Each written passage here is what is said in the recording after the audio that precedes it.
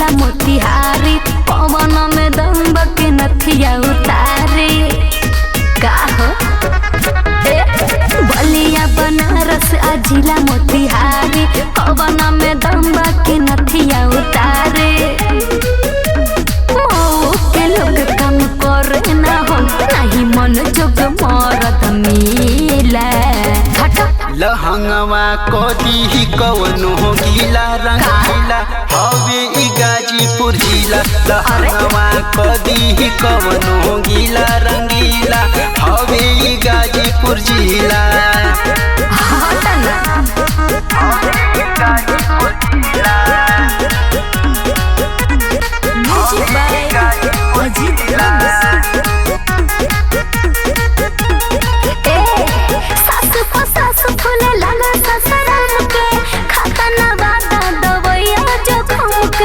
लागल बा मुहे उहे पनिया पियाई छपरा सिवान खाली दिलवा लगाई।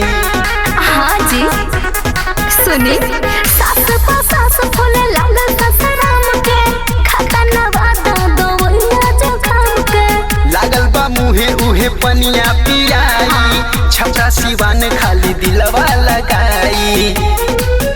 आरा जिला के दिल में रखिला हाय लहंगवा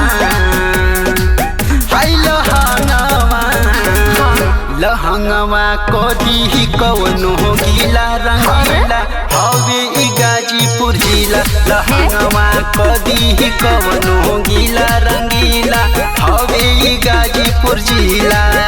ज्यादा भौकमा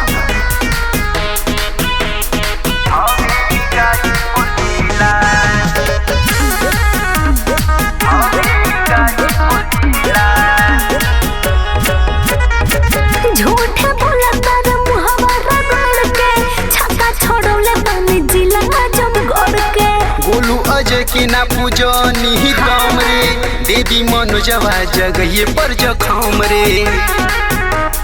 तब का सुना झूठे तो बोला तारा मुहावरा गड़ के छक्का छोड़ोले बने जिला आजमगढ़ के। बोलू अजय की ना पूजनी दम रे देवी मनोजवा जगह पर जखम रे।